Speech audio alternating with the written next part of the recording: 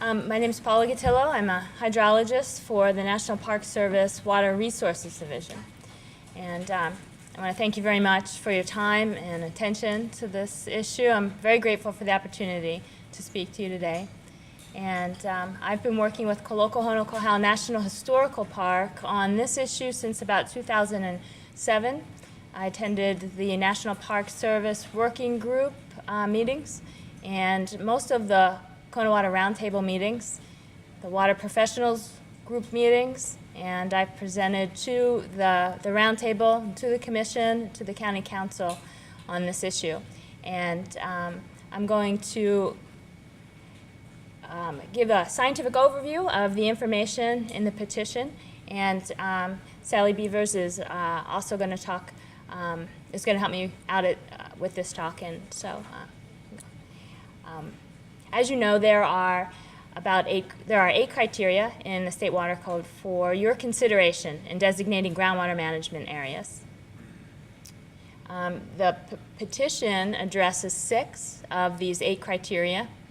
I'm not going to go over each criteria, but rather I would like to give you some background information that will help you in reviewing the petition. Okay. And these criteria are discussed on pages 23 through 47 of the petition. Okay. So what I'd like to talk about are potential threats to water resources in the park, our understanding of the hydrogeology of the aquifer system in the area of the park. And Sally's going to talk about aquatic habitat and the role that freshwater plays in providing habitat for native species in the park. And we will both try to also explain some of the uncertainty surrounding these topics. Okay. So as you heard today, water resources in the park include the coral reef, tide pools, Anchialine pools, wetlands, and fish ponds. These resources are relatively healthy. We do not have evidence that existing pumping has adversely affected these resources. And what we are asking is analogous to an in-stream flow for groundwater to keep these resources healthy. So it's been suggested to us that we should wait for impacts to be observed and then ask for restrictions on pumping. This would be like trying to put water back in the stream after you diverted too much. I think you've been in that situation, and it's a situation we would like to avoid. Okay. So if the resources are healthy, why are we concerned? This is a map of the Ahupua'a, the park. That's the pink area. The yellow hatched area is proposed development around the park. The map also shows pumping wells and observation wells. And the green circle around the wells in the bottom, that's the Kaulu'u shaft and well field. And these were the only wells that were pumping when the park was established in 1978. And in the early 90s, chlorides in the Kaulu'u shaft started to exceed the recommended limit for chloride in drinking water. So this chart shows pumping and chlorides in the Kaulu'u shaft. And so this led to exploration for alternative water sources and the development of the high-level aquifer. So most of the wells drilled since then have been in the high-level aquifer, and now there are pumping wells within the Ahupua'a of the park in both the high-level and the basal aquifer. And the proposed development is targeting both the high-level and the basal aquifer for future water supply. We're particularly concerned about proposals to desalinate brackish groundwater in the area of the park. We visited one desalination plant today, but since we've been involved and participating in the Kona Water Roundtable and the working group, 3 other desalination plants have been proposed around the park. Most recently, the 2013 Kaloko EIS has proposed it includes a proposal. One of their proposals is to withdraw 11 million gallons per day of brackish groundwater, that's 30 parts per thousand, right across the street from the park to provide drinking water for a new development. Okay. And the 2010 Water Use and Development Plan also includes a recommendation to to desalinate groundwater, upgrading of the park to meet future water demand. Okay, so there are proposals, there are pumping wells in the high level and basal aquifer in the area of the park, and there are proposals to construct additional wells in those areas. And so why do we think that what we're concerned about is the cumulative effects of existing and proposed withdrawals. And so I'd like to talk about why we're concerned about those effects. And I'm going to talk about recharge and discharge areas, conceptual and mathematical models of the aquifer system, and some of the monitoring data. Okay. This is a thermal infrared image. It's from Craig Glenn's group at the University of Hawaii, and Craig is here today. And on this image, blue is colder water, and red is warmer water. And what it shows is colder water discharging to the harbor and Kaloko Fishpond in the area of the park. This study also identified 31 major groundwater plumes where colder water is discharging to the nearshore waters along the Kona coast. Okay. This is the USGS has documented that colder water is also fresher than seawater. So this is an image from Eric Grossman's report. It shows here blue is fresher water and red is seawater. And so it shows fresher water discharging to the harbor. And on this image, it includes Kaloko and Kaloko Fishpond. Okay, so where does this colder, fresher water come from? Okay. This is, in 2011, the USGS published recharge estimates for the Big Island. And this is a map of recharge on the Big Island. So what I did here was I overlaid the aquifer boundaries on this image from John Engott's report.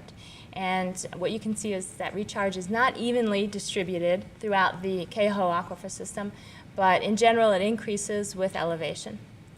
So we have very good information, recent information about where and how much groundwater enters the system. We have a pretty good idea of where it discharges from the system. So what happens between areas of recharge and discharge? Okay. So to answer that question, hydrologists develop conceptual models. So Delwyn showed this image, and it's the traditional conceptual model of the aquifer system in the area of the park. It includes the high-level aquifer and the basal aquifer, and according to this model, all the recharge to the high-level aquifer discharges or flows through the basal aquifer and discharges along the coast. But recent drilling and geophysical work has indicated that the aquifer system is more complex than this. Go to the next one. Wells have encountered perched aquifers in the Keauhou Aquifer system.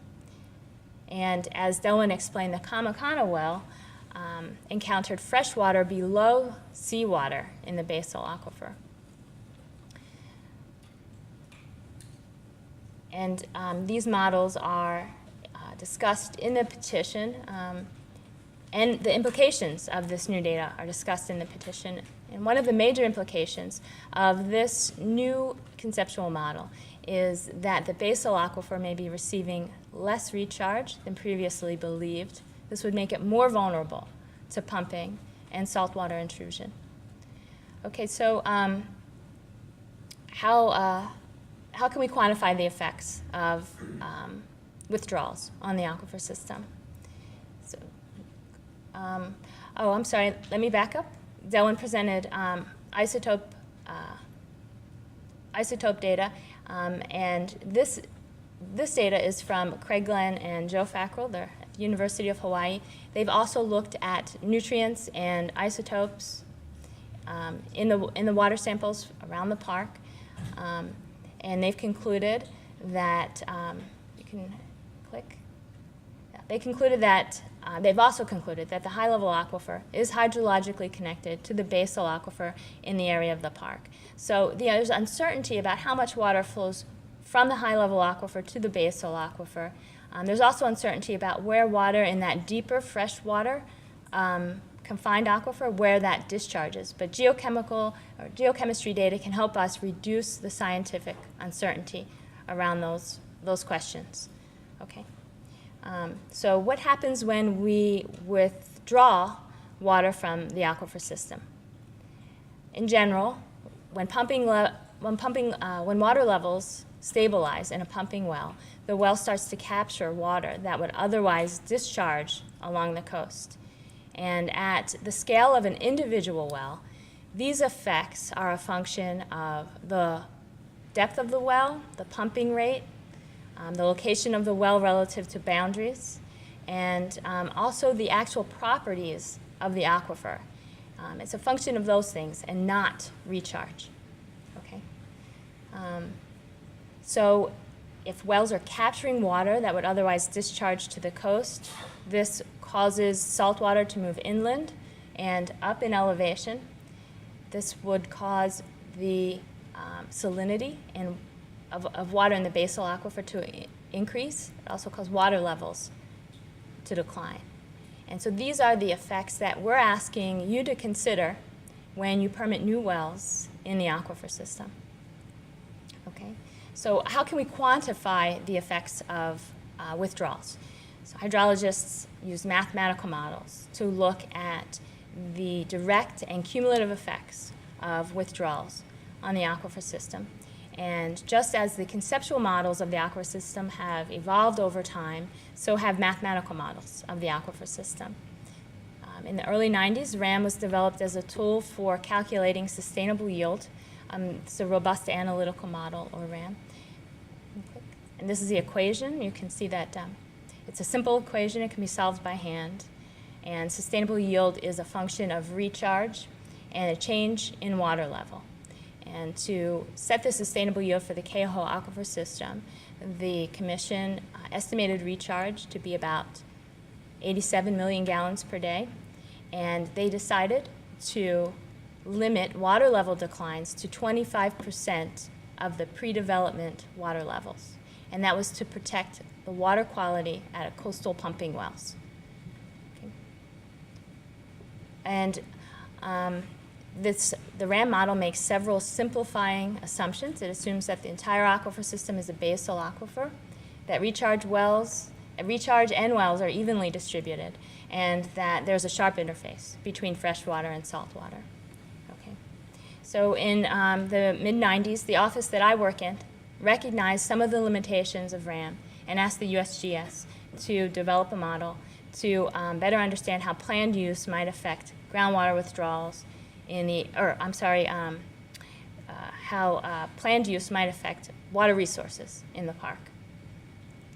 Oh, I got ahead of myself. Just to summarize. No. Let me go over this slide. It's an important point, and I'm sorry I was about to skip it. That the RAM model, or the method used to calculate sustainable yield, it predicts that water levels will be reduced by about 25% if pumping reaches a sustainable yield.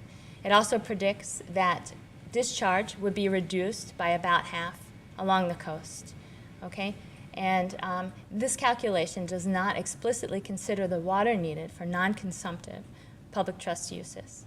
And we're not certain that leaving about half the water in the ground is a sufficient margin of safety to protect resources in the park.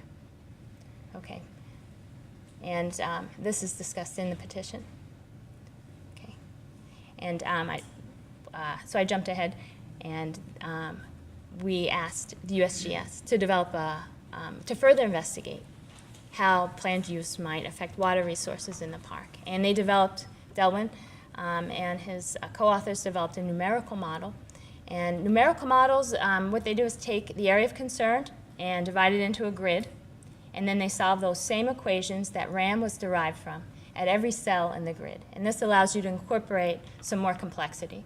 So a general rule of thumb for modeling is you start simple, you add complexity as you get that information to justify it. So this model includes the high-level aquifer. And go ahead. What this model predicted is that if all permitted wells at that time were pumped to their full capacity, water levels in the park would decline by about half a foot, and discharge would decline by about half before the sustainable yield was reached. And that's due to the locations of the wells, the actual locations of permitted wells at that time. Okay, so both of the models, RAM and the numerical model, anticipate that development will reduce water levels and discharge in the area of the park. They cannot tell us how salinity might change, and that's one of the important things for looking at potential impacts to aquatic habitat.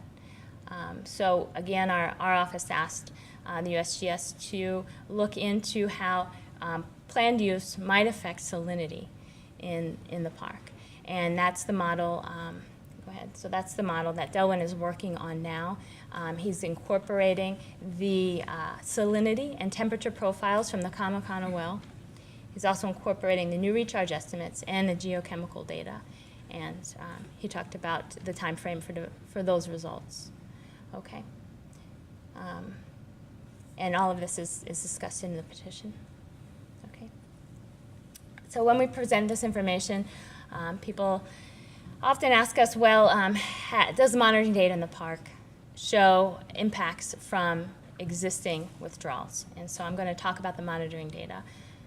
In general, there are two types of monitoring data, continuous and periodic data. Okay.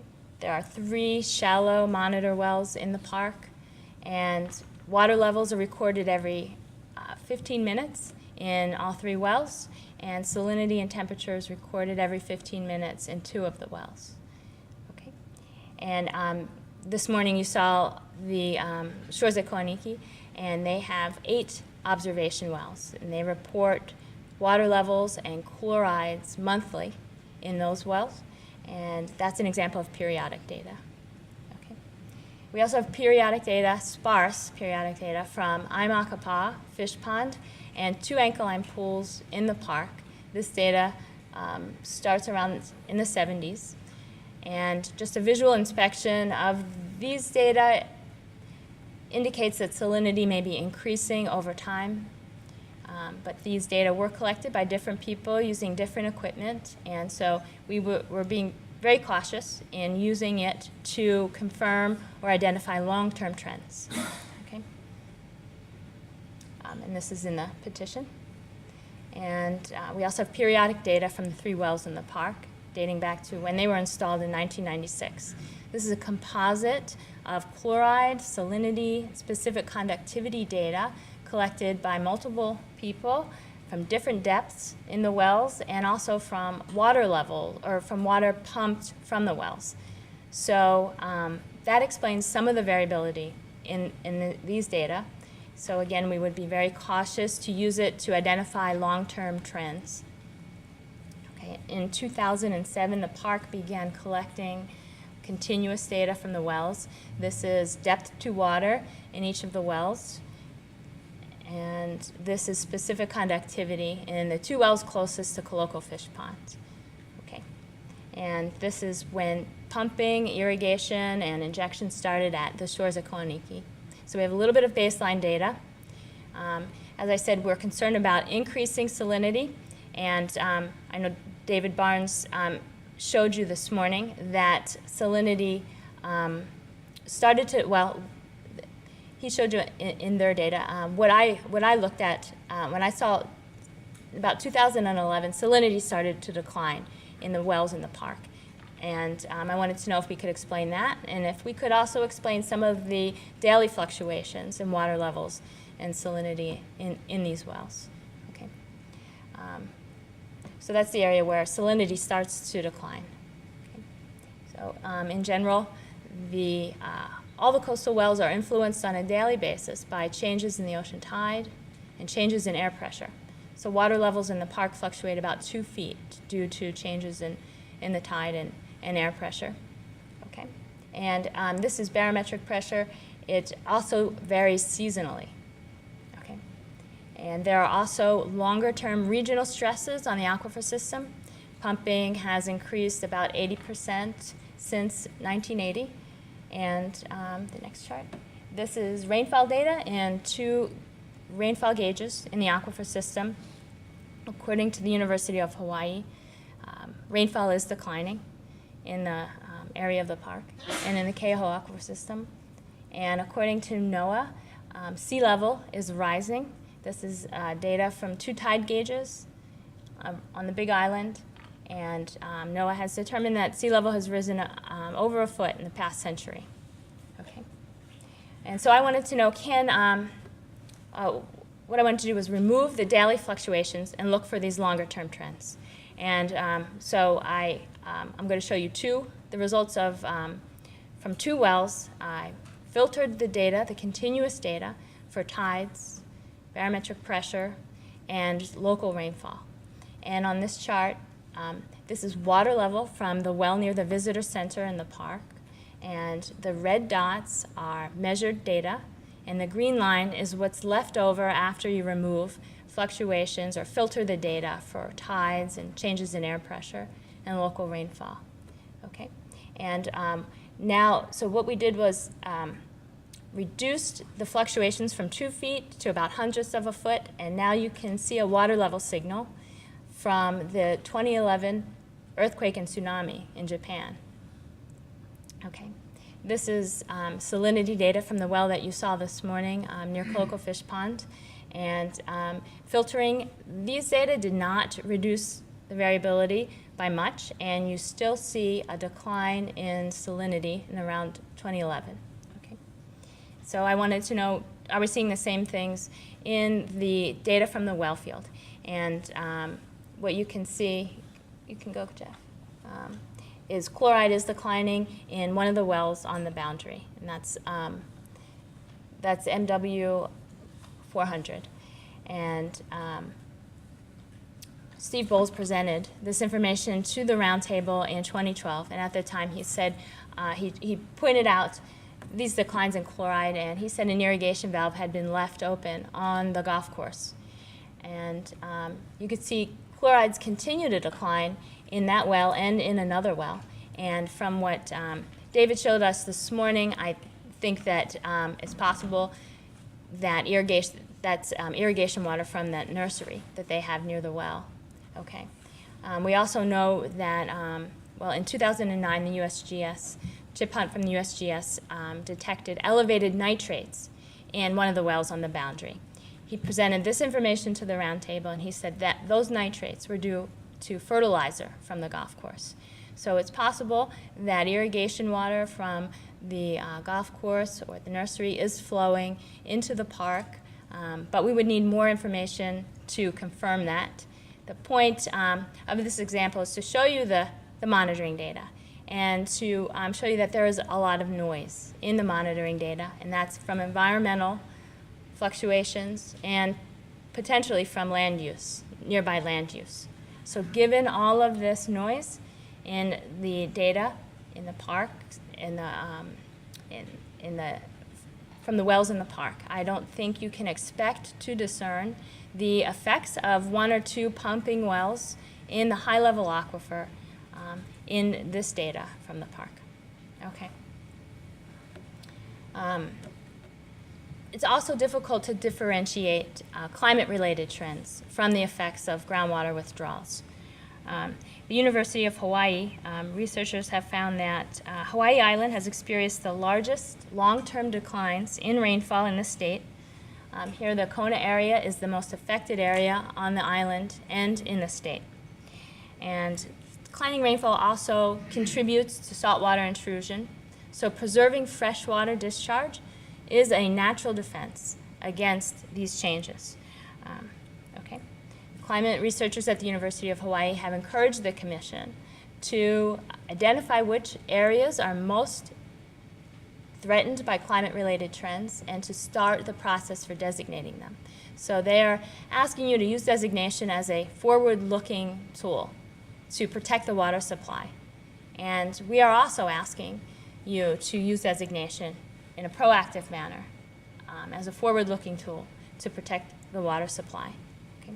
We understand that water use is only 37% of the sustainable yield in the Keauhou Aquifer system. This chart shows water use as a percentage of sustainable yield in designated areas. And it compares the Keauhou Aquifer with all the other designated areas in the state. So we realize that we are not yet at 90%.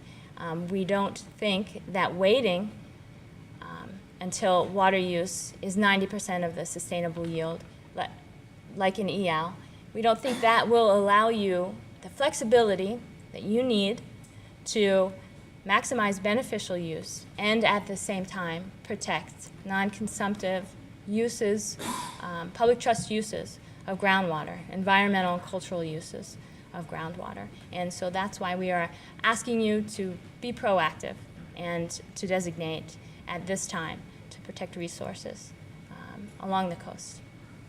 Okay, so to summarize my talk, you have observed impacts from saltwater intrusion at the Kaloko shaft. And the RAM model and the early USGS model, they predict that water levels will decline and discharge will decline in the area of the park due to groundwater withdrawals. We know that water demand is increasing, that rainfall is declining, and that withdrawals in the area of the park are increasing. And this last point is the one that you have the most control over. And that's what we're asking you to consider when you permit new wells in the aquifer system.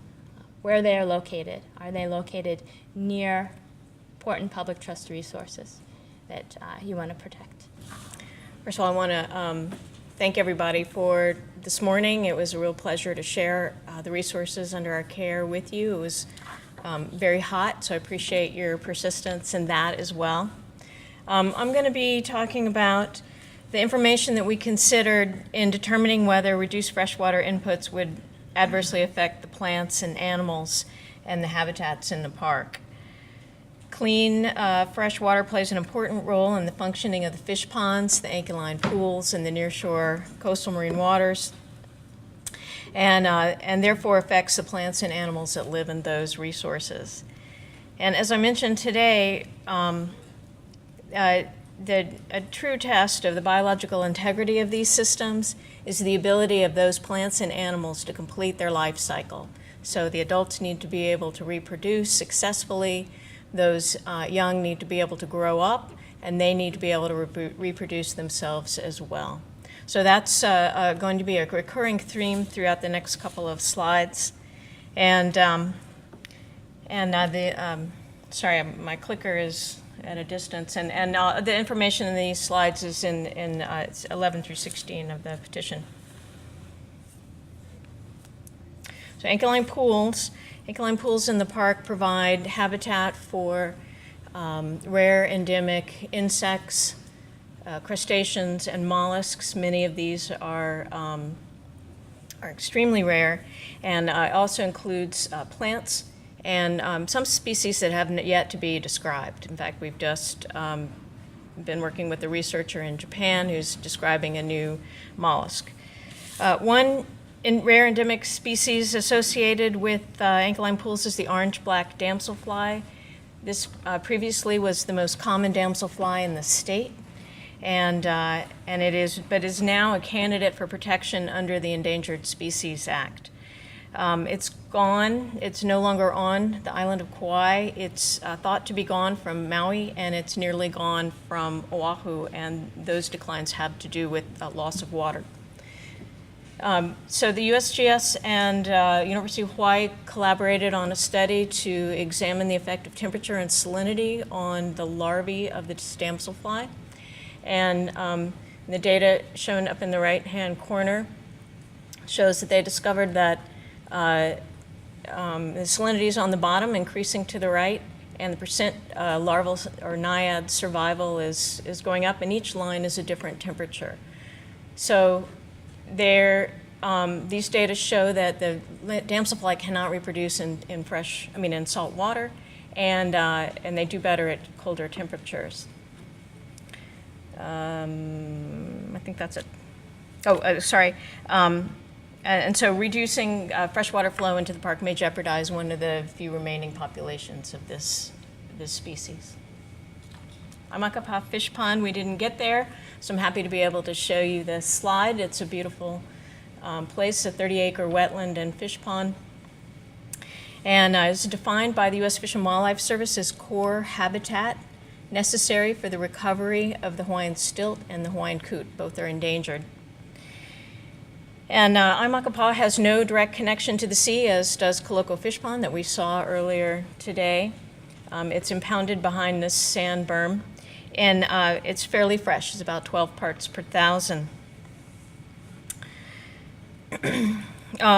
As with the other habitats that we're talking about, restriction on fresh water is likely to affect the breeding success, fledging success of the Hawaiian stilt and the Hawaiian coot.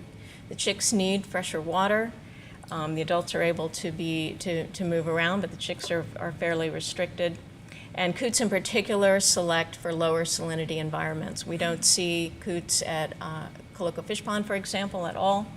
And the stilts, in general, as Darcy mentioned, they seem to reproduce better. They select for, where it's available, they select for lower salinity environments. So according to, clicker, thank you, coot and stilt on the right.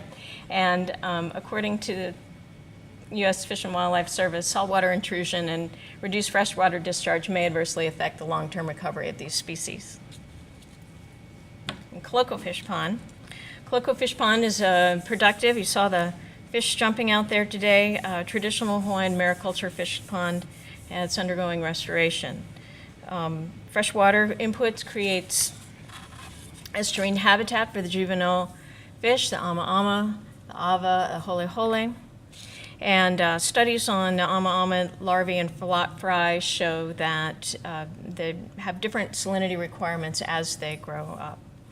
According to the Hawaii Division of Aquatic Resources, reducing freshwater discharge could result in a loss of nursery habitat for these species, culturally important fish. And Dr. Bob of DAR, Dr. Bob Nishimoto, is retired now, suggests that Hawaiian fish ponds may need further protection for this reason. And the National Park Service, we're seeking to maintain optimal conditions for cultural production of the fish and provide a healthy fish pond. I think there's another. Thank you. Right. Nearshore tide pools. Freshwater discharge into tide pools provides nursery habitat for juvenile fish and optimal growing conditions for some limu. University of Hawaii researchers studied the effect of salinity on a species of limu found along the Kona coast and concluded that excessive groundwater withdrawals may limit the productivity and distribution of this culturally important native species. And here you see a similar graph to the one I showed before with the naiad damselfly larvae. And again, you see that there is an optimal salinity range in there. I think that's... And coastal waters. We're also concerned about changes to water quality. And groundwater discharges along most of the park's coastline. And let's see a graph here. University of Hawaii is just putting out a study that shows that gross primary production is increased in groundwater plumes. And that's the taller bars on the left, and that's Kaloko Fishpond in the blue and Keauhou Bay in the red. And so gross primary production means more plant phytoplankton growth. When you, a concern is restriction of groundwater flow may tend to concentrate nutrients in the groundwater. And then when you add on top of that land-based inputs, that you'll get an increase in load and the nutrients. And that's certainly a concern for us, particularly Honokaʻau Bay, which is considered a 303D impaired water body under the Clean Water Act. Thank you.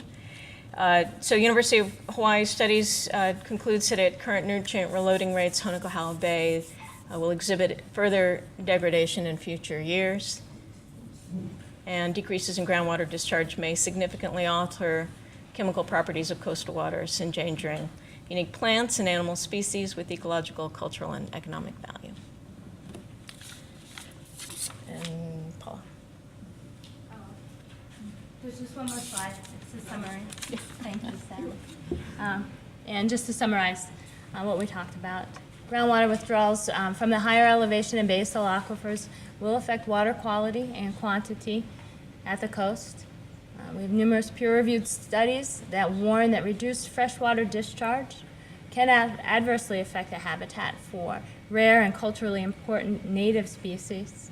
And there is uncertainty regarding the timing and the magnitude of these effects, but that this uncertainty is not a reason for inaction. So thank you very much.